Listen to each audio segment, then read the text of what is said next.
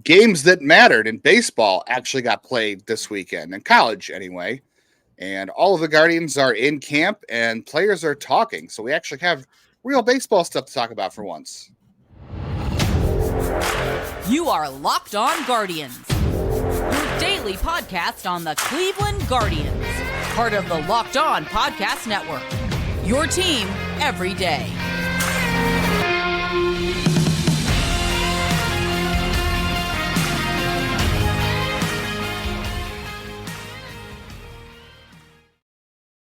Hello, everyone. Today's episode is brought to you by FanDuel. Make every moment more. New customers join today, and you'll get $150 in bonus bets if your first bet of $5 or more wins. Visit FanDuel.com/lockedon to get started. Over there is Justin. I am Jeff. We both watched a decent chunk of college baseball. There is some interesting discussions occurring with some of the reporters of this team. We got a lot to talk about, so much so that I don't think we'll get to it all today. We probably won't know. For the first time, like I said, players are in camp. They're talking to reporters. That's good. And yeah, a lot of college baseball got played, and we watched a lot of it. It was fun. So there is lots to talk about. I think we're at the point of the offseason, or the offseason's over. We actually can do a lot more fun stuff as every show instead of trying to come up with long-winded topics. Let's start with early quotes and notes from spring training then. Our good friends over at the Selby's Godcast and the Athletic, Zach and TJ, mentioned late last week that James Karinchak, I didn't seem like this was like a major thing, but they mentioned that James Karinchak has shoulder fatigue. So that's not what you want to hear in the first week of pitchers and catchers throwing, but no big red flags yet, because guys come to camp all the time and they start throwing and doing whatever, and sometimes things pop up, but I don't really know what to make of it, because I just don't know where his place on this team is. I don't think he's guaranteed a roster spot. What do you? I mean, do you think that coming into the year, like, you have to pen him into the bullpen, or do you maybe consider that you have other options? I don't think he's done anything to guarantee himself a spot right now. Like, the last year was a disaster. It's all spent most of the year in the minors, where he was incredibly inconsistent in terms of velocity and performance. And listen, since they started cutting down on the sticky, he had a big jump and stuff. They cut down on sticky stuff, and everyone's quick to defend him and say, hey, he was unhealthy. But it is interesting that he has never he had that good rebound, but not all the way back. And I look at him in a situation here. It's like, he's got options. I want to say, I could be wrong in this, but he's got one. Yeah. It's like, he has not done anything. Make $1 million. Yeah. Is it only $1 million? I thought it was gonna be closer to 2 this year. But either way, I'm pretty sure the numbers are final. It's pretty sure it's $1 million. Either way, I'm sorry, it's 1.9. You're right. Yeah. So he just hasn't been that good, and you're gambling at 1.9 that he'll rebound, and maybe you can flip him. But like, even when we spent all last offseason trying to trade him at peak, because we knew he was going to have issues again, we knew there's enough signs. Everyone else in baseball knew there were signs as well, and no trade happened. For a reason. He's here. He is depth. At points, he's been more. He's just. They left him in AAA for so long last year. I think that spoke volumes, and not a good sign. He had stuff to work on. Shoulders already fatigued. Yeah, I mean, I'm not. Again, I don't think. Like, obviously, the best version of James Karinchak. I don't know if that version still exists anymore. I don't think the odds are not likely that version still exists, but that version has a chance to be a very good member of this bullpen. And I think there's a version of James Karinchak that exists that could be a very good member of this bullpen. However, obviously that depends on health and depends on, he's never going to have good control. You just want the guy who misses bats, and that's and obscene rate. You got to hope. Yeah, you've got to hope the velocity is there and he can spot the curveball.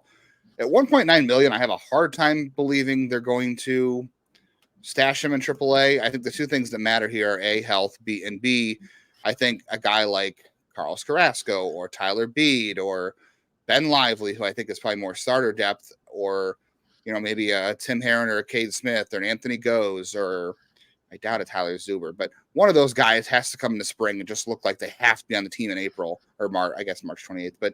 And then you can maybe afford to send Karinchak to AAA. But I think someone's got to outpitch him very clearly unless if he's healthy. Obviously, if he's not healthy, that makes a big difference. But I'm not definitely worried. Yeah, he'll get first chance. Worried because I don't think you're relying on him. Yeah, but you're also not relying on him for leverage. Like he is probably your fourth best option, maybe fifth, depending how things go. All right, are the Guardians looking for more offensive impact? Some interesting quotes from hitting coach Chris Valega to MLB.com's Mandy Bell, who covers the Guardians. Does a great job. Some very interesting quotes. Certainly a more forthright interview than his interview a year ago with Zach, which was one of the most painful interviews I've ever read. The other guys get paid too. Yeah, that was rough. But he talked about, we have to add more impact potential. They talked about offensively. So let's start with Devyison De Los Santos. This was an interesting comment that Valega made to Mandy Bell. Definitely has some obstacles. Obviously talking about skipping AA and the swing and miss. So that Jose Ramirez has embraced him. So that's always a good sign that Jose Ramirez has taken on that leadership role with a young guy who has potential. Did that with Gabby Arias last year. We saw how that worked out.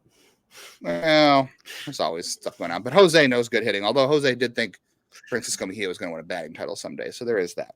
But Valega's comment, though, on De Los Santos was, you're here for a reason. You have a lot of impact potential that we can live with some of the swing and misses and some of the growing pains that you might jump through or you might go through jumping AAA. So it sounds like they took De Los Santos in the Rule 5 draft, obviously knowing he had to skip AAA. That's a huge obstacle, but saying they're actually willing to live with the swing and miss because of the impact he brings. That is, again, a very big shift when a year ago at this time, probably 13 months ago, really, they had both, they had Will Benson in the organization 13 months ago, but okay, let's go back, 18 months. The organization had Nolan Jones and Will Benson in the system, and they traded both of them. They were not willing to live with their swing and miss. They were more interested in Will Brennan and to a lesser point, Oscar Gonzalez and some other guys. But so interesting shift in thought here that they are willing to live with some swing and miss because of the impact of De Los Santos after they decided they weren't going to stick with guys like Benson or Jones, which is very odd. So a reverse course of sorts, it sounds like. Yeah, off air I was saying I don't love that. I think I don't love the about face of it. I don't love the sudden shifting of it. I do like that they're willing to look at different hitters. Like the Nolan Jones of it all is going to always drive me nuts because he had their fifth best weighted runs created plus in that month. Yeah, he came out hot and he cooled off, but he still was their fifth best hitter by weighted runs created plus, and they gave him 1 month as a guy who'd been their top prospect, who had come through, like he had done everything right and then had health issues, and they gave up on him. And that one's always going to hurt. Benson, that kid had 80 grade work ethic, and that was where we kind of failed with him. The tools were there, but he had one of the most broken swings I saw, and he worked to change that. But yeah, this is a situation where they're going to take the gamble. It sounds like Devyison might play some outfield, some first base. We're going to try him around. I like that they are taking some gambles on power because they need to diversify their portfolio, Just a little.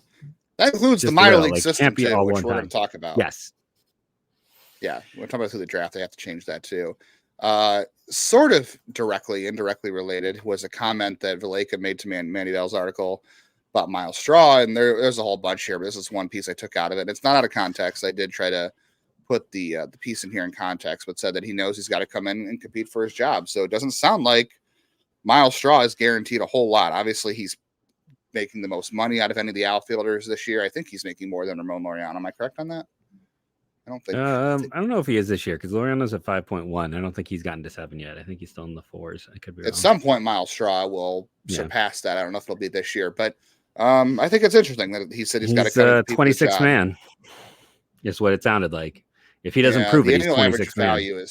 The annual average value is 25 is 5 million, but I don't know if he has reached above the 5 yet. So they're close in value anyway, but I think it's interesting. They're at least saying like, hey, we're just not going to pencil your name. And they mentioned that in leave it alone. November or December as well. Like that's not the first time that's come up. Like this is a repetition of that theme. He is, he's making 4.9 this year, 6.4, and then 7.4. Those are the next 3 years.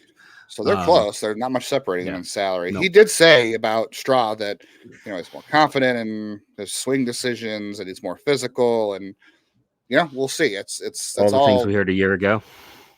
Yeah, I mean, it's best shape of his life comments basically. So words are words and actions are what matters. But interesting that made that quote. So makes the outfield battle a little more intriguing how they're going to divvy up at bats for sure. We got some comments on Shane Bieber from Carlos Carrasco, and we've got a bunch of thoughts on the opening weekend of college baseball as it pertains to the Guardians' #1 overall draft pick. Jeff, by the way, you heard the Guardians are picking #1 overall this year. Have we mentioned that on the show yet? What? That's that's news. Yeah. So we got to talk about the opening weekend of college baseball as it relates to the Guardians draft. And we're 38 days away from opening day. Who are the best 38s in Cleveland baseball history?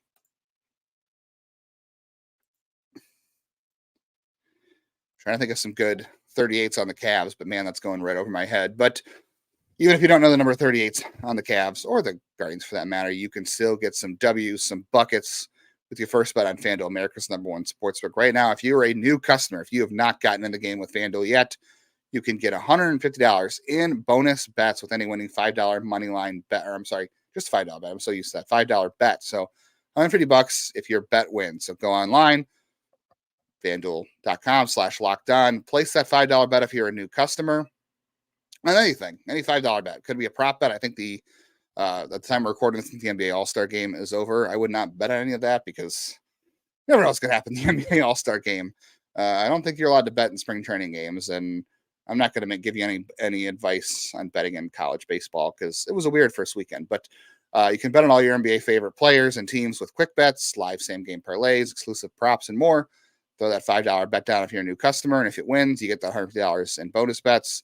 Visit FanDuel.com/lockedon to shoot your shot. FanDuel is an official partner, sportsbook partner of the NBA.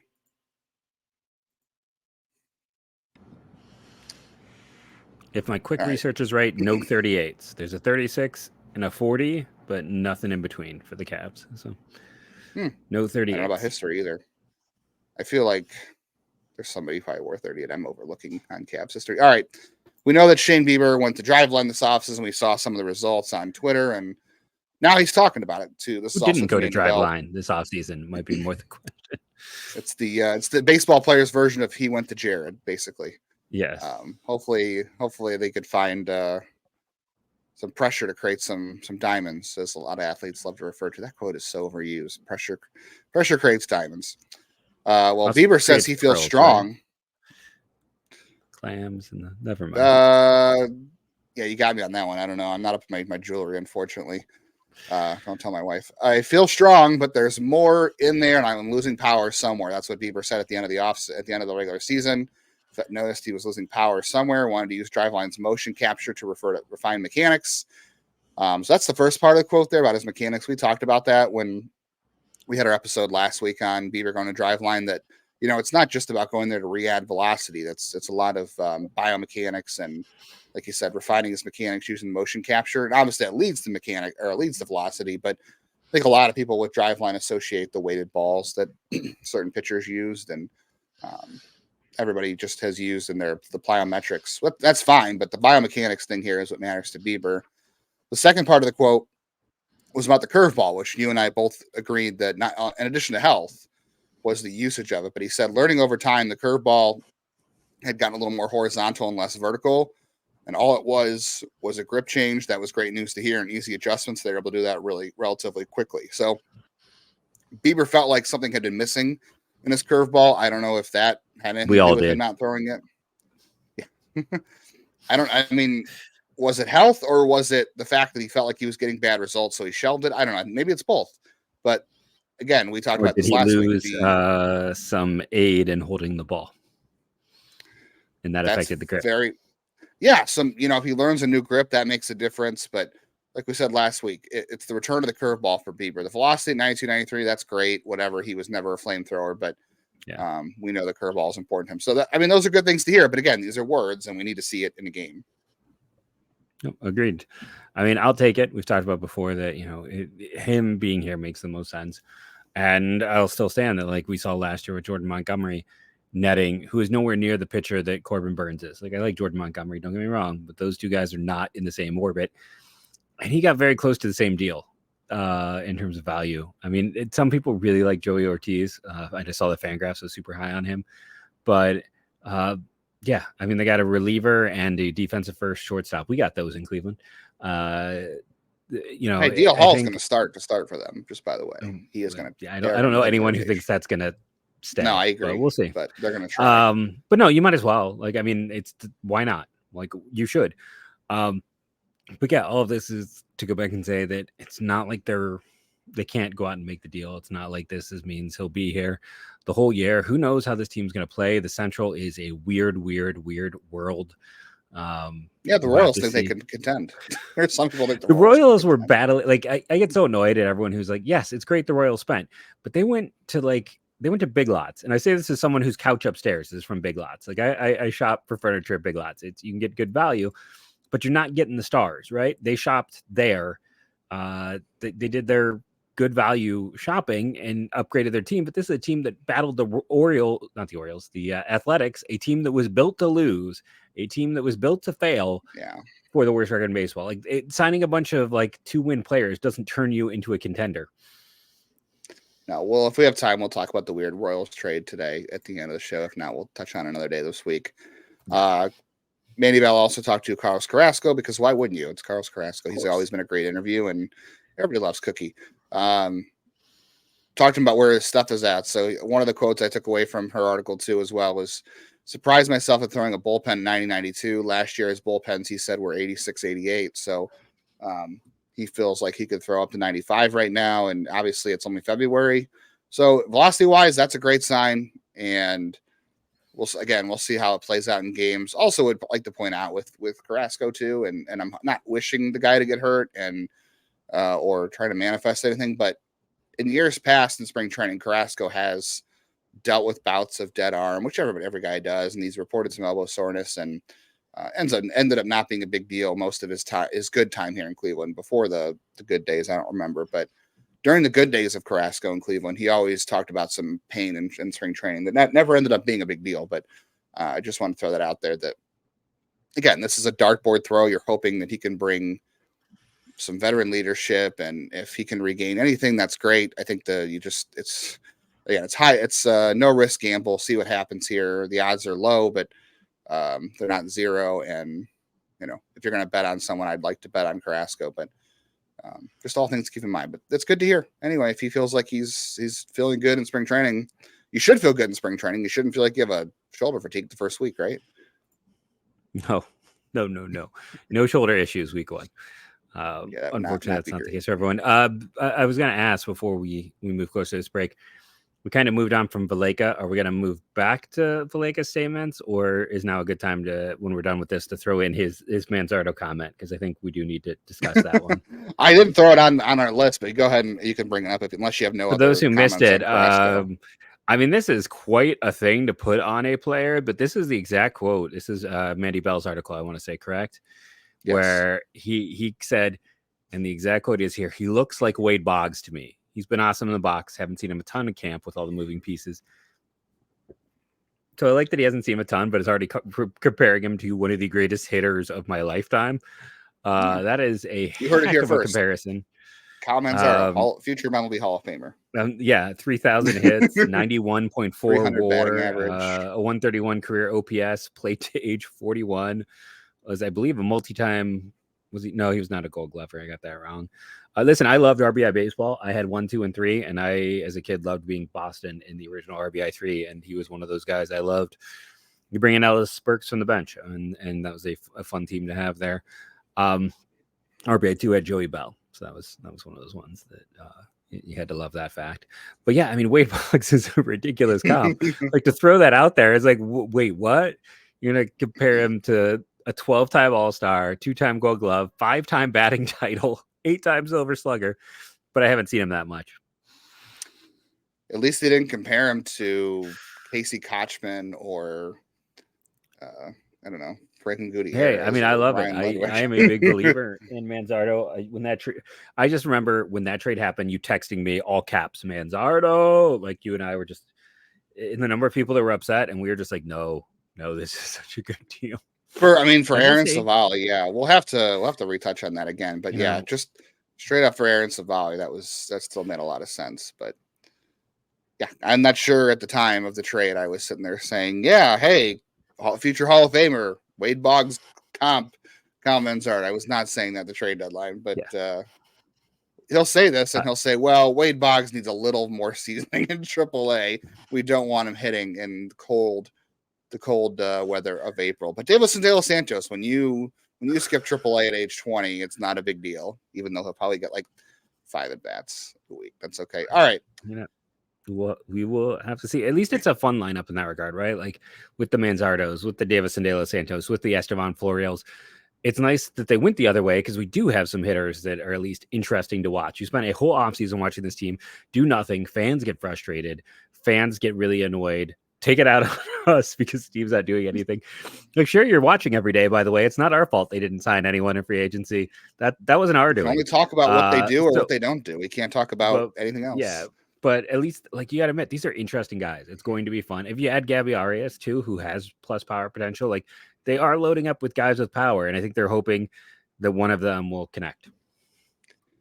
Yeah, I mean, at some point, if Manzardo doesn't start the year on an open A roster, obviously that's going to be some question marks there, but it's not like he's not going to be up at some point. Like Manzardo, the majority of his year is still going to be in Cleveland. Everything else, we'll see what goes on around it. Yeah, there's a lot of intrigue, and we're going to talk spring training storylines and a little bit of offseason recap at some point this week. We may or may not have a guest to go with that, but if not, we will talk about it at some point. And we got to talk about opening weekend of Division I college baseball and some thoughts on potential 1-1 overall picks and some other guys that we noticed we were watching college baseball this weekend. I hope you were too, but if not, we're here to deliver you some fun news from the weekend.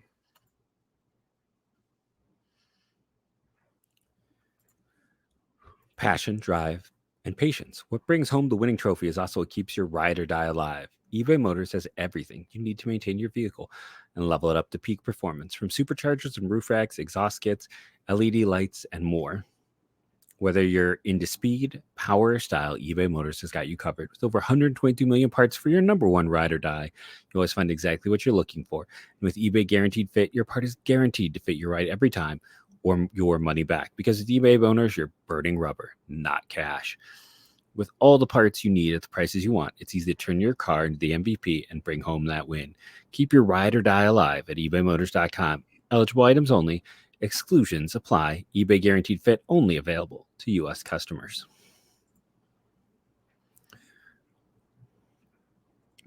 I watched an absurd amount of college baseball this weekend. I will say I was busy on Friday night and Saturday evening, so I wasn't like parked on my couch all weekend. But I spent a good portion of Friday during the day watching some games while I worked, and I also watched a lot. So I got up Saturday morning, got a haircut, and did some other stuff, just so I could be home in time to watch Duke. And I think it was George Mason Saturday.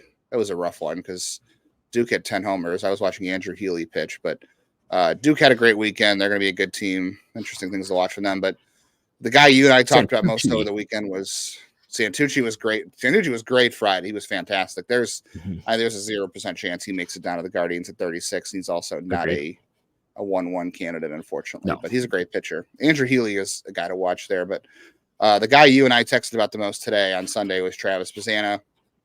Not a real shock, but 3 home runs this weekend. Yeah, he had, this is the guy who had 11 home runs all of last year. And did we talk about on the show about his work this offseason at Driveline? Did we talk about that? Like, he was driving 4 hours each way to go. Like, he put in effort. He worked his tail off and like really transformed his swing to figure out how to maximize it. And I mean, at one point I texted you, he was 7 for 12 with 3 home runs, a double, 2 walks, and a strikeout. I think he got up to 2 strikeouts over the weekend. And yeah, it's lesser competition. We also saw someone like Vance Honeycutt struggle against lesser competition. So it is one weekend, but it is quite a debut. And for me, like, I don't know, comparing him to some of the other guys, it's like I looked at Weatherholt. Weatherholt was his normal solid self, which is like get on base, steal some bases, more of a slap guy. Where it's like Bazzana having that power, that is like that separator for me. That's why like Bazzana and Kurtz are kind of in a tier of themselves to me. Like, I could be wrong in this, and I often am, but those two guys are in a separate tier. Like, that's just where it is. And Kurtz didn't have the strongest weekend necessarily. I didn't check in with him Sunday, so I could be wrong. He was first 2 games were, hit 2 hits on Sunday. We'll talk about him in a second. Okay. Yeah. But Bazzana was just a beast.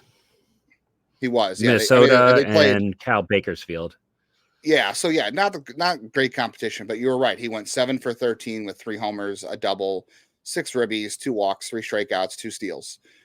So he did what he was supposed to do against inferior competition. That's what you want to see. You want to see a guy who, if he is a number 1 overall pick, he needs to go out and beat up on. And I don't know anything about New Mexico and New Minnesota and Cal Bakersfield, but they're certainly not in the realm of the Oregon States of the Minnesota world. gets a pitcher drafted every other year. Like they're definitely more of a pitching than hitting school. Like Max Meyer and then George Clausen last year. Like they have a good pipeline of arms. So, but he did what you want him to do against those teams. He dominated. That's what you want to do. We mentioned the Wake Forest gang. Here's the thing on Chase Burns. I think everybody was watching the video out there, and shout out to our guy Burt Granger with some great video, who got screwed by Twitter because Twitter is a cesspool of crap run by an idiot.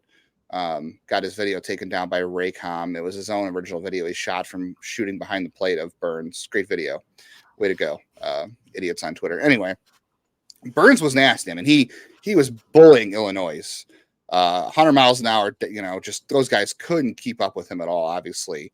But I would probably caution, too, that Illinois lost to Akron on Friday, and as someone who went to Akron and saw their baseball team, and obviously Akron had no business beating anybody, but they went 2-1 on the weekend. So good for Akron, I guess. But, and that's not to say Burns didn't look great. It's just, he did what he was supposed to do. The same with Travis Bazzana. Like, these are guys that you want to early on be like, okay, well, they're beating up bad competition. Let's see what happens when they get to conference play. But it's a red flag when they don't do great. Nick Kurtz had a home run. He went 2 for 4 on Sunday. He had a solid weekend. I saw Seaver King hit his first home run, but we'll keep checking in with those guys. But most of them did what they were supposed to do. I'm just still a little scared by Burns's delivery, and I'm waiting for a better team to lay off the slider. But there's a lot of reliever risk, and we get focused on velocity, and velocity is great, but I don't know, like this weekend just came along and I felt like there was, I don't want to say overhype with him, but I definitely felt like, listen, it's great. It's fantastic, but there's a lot of reliever risk. You're going to get that. Speaking of reliever risk. Oof, yeah. Iowa pitching was fun all weekend, though. I mean, Brody Brecht looked great. He just, he had the walks. Your guy, Marcus 6. Morgan, Saturday, I think he had 9 strikeouts. And then Sunday. Brody Brecht. Yeah. Just for those who want to, Brody Brecht gave up 1 run. He only had 1 hit, but he had 6 walks and a hit batter and a wild pitch, and he struck out 11. That is Brody Brecht to a T.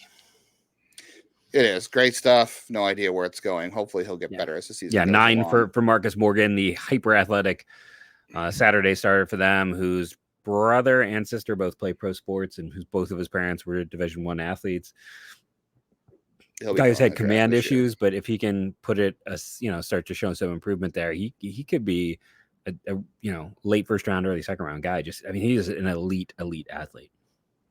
He is, and I watched Cade Obermueller a little bit on Sunday. He was really good.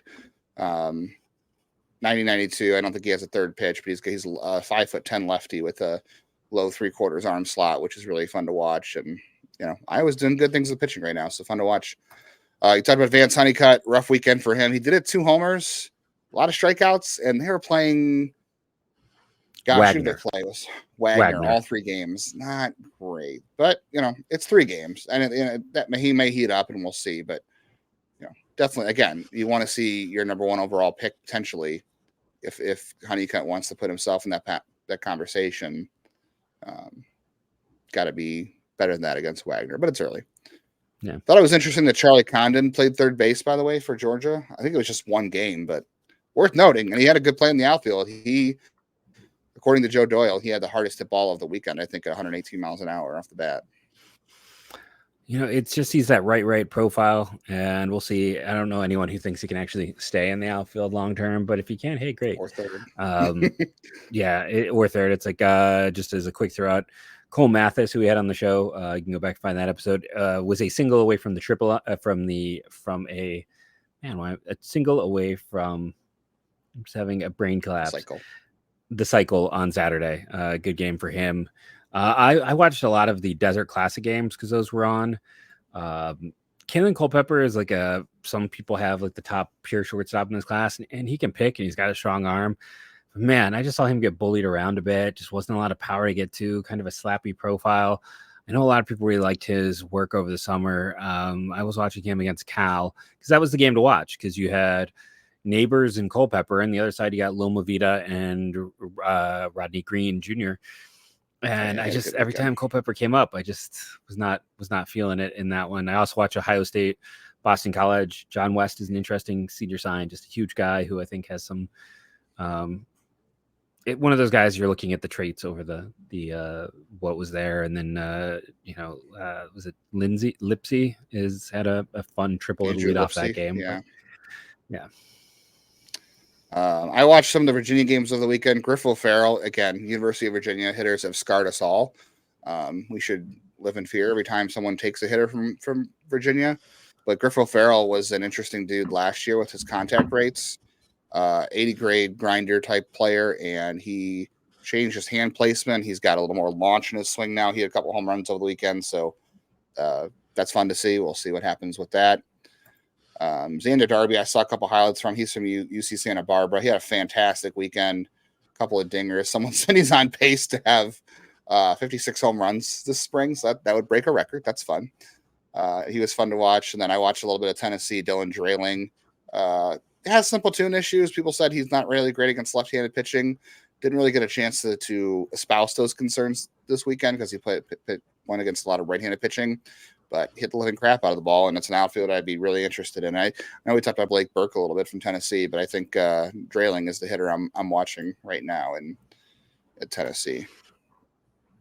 Yeah, it was a fun opening weekend. It's just nice we have baseball to talk about, and with that, all the picks, it's like there's so many valuable guys to check out. So yeah, it was a fun weekend of baseball. We have maybe 1 to 2 guests this week. We're trying to nail those down. We will continue to have this team covered in and out, all the breaking news and information. We have all of the spring training coverage you could ever want. Thank you for joining us. Remember to rate and review, download daily. It helps. Thank you again for being an everydayer, and go Guardians go.